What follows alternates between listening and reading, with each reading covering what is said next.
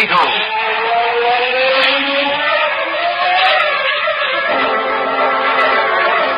Sweeping down upon the underworld of smash gangland comes the mysterious, all-powerful character who is a problem to the police, but a crusader for law. In reality, Dan Garrett, a rookie patrolman, loved by everyone, but suspected by none of being the Blue Beetle.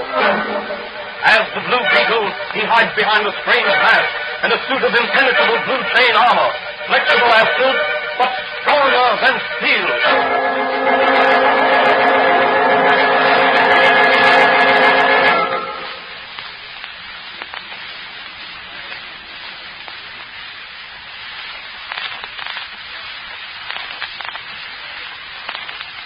Today's episode of the Fox feature, The Blue Beetle, is entitled Finesse in Diamonds. The wealthy and beautiful wife of Benjamin Bannister, the oil magnate, claims to have been robbed of the famous Bannister diamond necklace, along with other jewelry of lesser value. A peculiar fact of the case is that there appears to have been two robberies.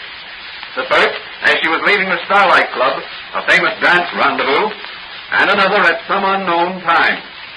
Apprehension of thugs who stripped the diamond necklace from her throat just outside the Starlight Club disclosed the fact that the necklace they stole was a fake. But the real necklace is still missing. As our story opens, Patrolman Dan Garrett, who is really the Blue Beetle, is discussing the case with his friend and confidant, Dr. Franz, the chemist. Danny, this Bannister jewel robbery is a very interesting case. Yes, it is, Doc. Well, from what you've read of it in the papers, do you believe Mrs. Bannister's social secretary is guilty? Well, the evidence so far is rather convincing. Some of the jewelry was found in the girl's room. But couldn't that have been planted there by the crooks? Yeah, that's possible. Mrs. Bannister doesn't directly accuse her social secretary, Lucy Ridgway, according to this newspaper. But the real necklace is still missing. Yes. Mrs. Bannister claims Lucy Ridgway brought the necklace to her from the safe and fastened it about her neck just before she left for the Starlight Club. That must have been the fake necklace. Yes. But that still doesn't prove anything against Lucy Ridgway. According to Mrs. Bannister, she and the Ridgway girl are the only ones who know the combination of the wall safe, except Mr. Bannister, who was out west somewhere on business. The diamond necklace was insured for $500,000, wasn't it? Yes. Are you going to work on this case, Danny? No, I don't think so, Doc. The Acme Insurance Company has its own investigators, the best in the country. And besides, it's out of the Blue Beetle's line. No unfortunate individuals are involved. There's the phone. Excuse me, Danny. Hello? Oh, hello, Charlie. Yes, he's here. Just a moment. It's for you, Danny. Charlie Storm of the Sun. Thanks, Doc. Hello, Charlie. Now, what's on your mind? What? Really? Your girl's sister? Oh, I didn't know that. What? Yes, sure. Sure, you bet I will, Charlie. Sure, goodbye. Sounds like the Blue Beetle will be sharpening his nippers soon. Yes, Charlie Storm just told me Lucy Ridgway is his girl's sister. And he wants me to see what I can do to help her out of this jam. Well, what are you going to do? Have a talk with the Ridgway girl, and then get Mannigan and drive down to the Bannister place and interview Mrs. Bannister. The commissioner will assign me to the case. I think he'll do that all right. If he doesn't, I'll have to operate entirely as the Blue Beetle. I'm not ready to do that until I can get certain information. Well, good luck to you, Danny. Thanks, Doc. I'll be back later. I'll have your Blue Beetle chain armor and mask and equipment ready when you need them. That's fine. Well, so long. It looked as if I was going to be up to my neck in diamonds, but they won't be around my neck.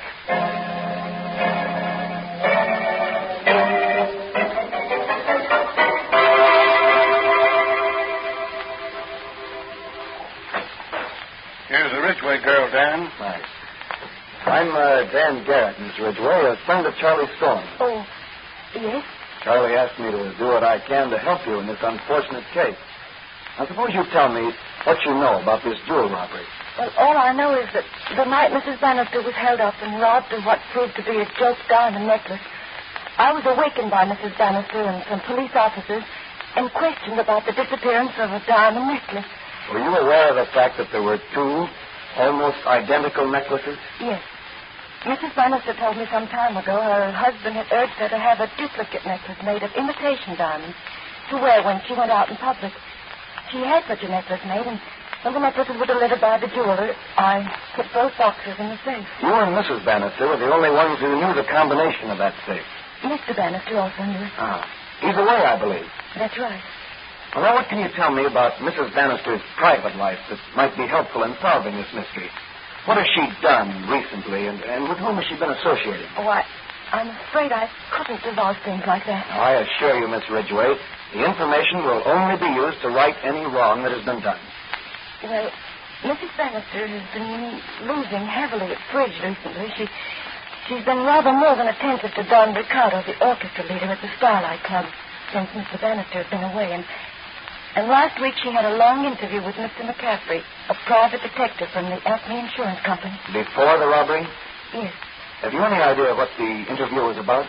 No, but I noticed she seemed quite thoughtful after he left and a bit more cheerful, as if something had relieved her mind.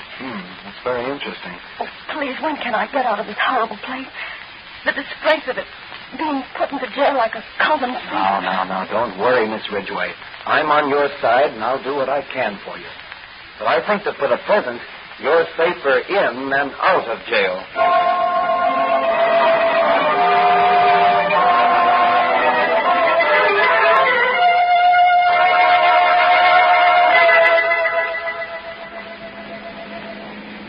Well, Danny, I got the commissioner to assign us to this Bannister case like you asked me to.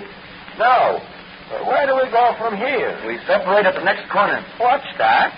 Say, what sort of a game is this? Sorry, Mike, but we've got to work fast in this case. We can get results quicker if we each work on separate leads. That way, we'll still be solving the case together. Okay. Well, what do we do? Well, you run over to the Bannisters' townhouse and interview Mrs. Bannister. What do I ask her? Ask her what her interview with McCaffrey of the Acme Insurance Company was about.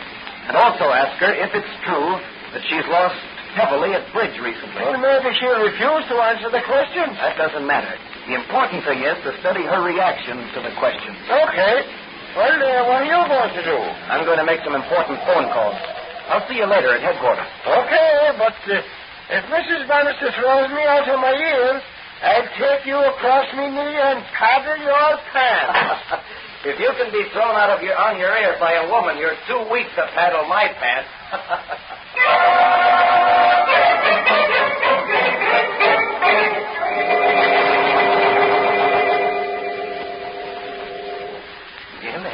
Everything's ready for you, Danny. Oh, thanks, Doc. I'll only take the magic ray and the Blue Beetle flashlight with me tonight.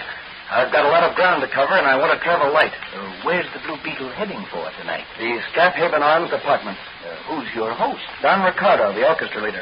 According to the information I got over the phone from Charlie Storm. Is Ricardo in on this robbery? I don't know, but I'm going to find out. What about this McCaffrey, the insurance company's investigator? Well, there's something fishy about him. I called the office today, but he wasn't in. Did Mannigan get any valuable information out of Mrs. Bannister? Just a Park Avenue manor and a threat of legal action against the city if they sent any more policemen to ask impudent questions. Oh, poor Mannigan. I bet his face was red. Yes. Well, I've got to be going, Doc. Ricardo was just about playing his closing number at the Starlight Club. So long, Doc. Diamonds are trumps, and the Blue Beetle is playing to win.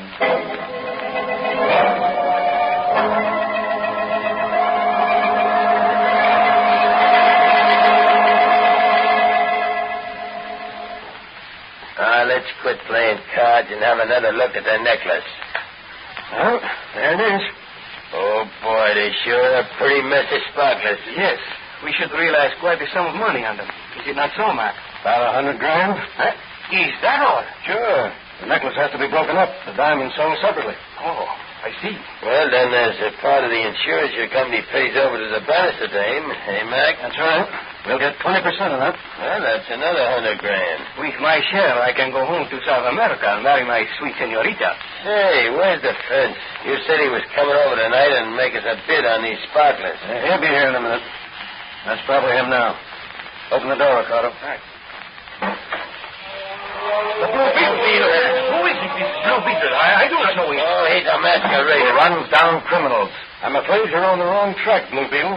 There are no criminals here. Well, what is it you want? I'd like to talk with you alone, Ricardo. Oh, but what about? As you see, we are playing cards. Now, why not deal me in? I'll make the fourth at bridge. We're expecting the other player any minute. And are these the stakes here, this string of glass beads? Of course, them. Quiet, Trigger. Your friend seems to resent my calling these things beads. What, drop that necklace, Blue Beetle, or what? Quiet, Trigger, I said. You must pardon my friend, Blue Beetle. He's laboring under the impression that those glass beads in that necklace are real diamonds. So I gathered. I must say this necklace is a very good imitation of the famous Bannister necklace. That must be your fourth at bridge, so I'll be going. I'll talk with you some other time, Ricardo. By the way, gentlemen, if your visitor is by any chance a fence to whom you hope to sell the necklace, I'm sure he'll verify the word of the Blue Beetle. Those diamonds are fakes.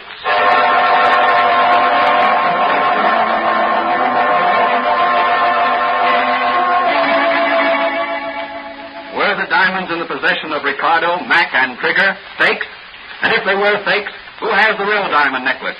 Can the Blue Beetle pick up another clue and locate the missing gems? Or is Lucy Ridgway an accessory to the real thief? These questions will be answered in the next episode of The Blue Beetle.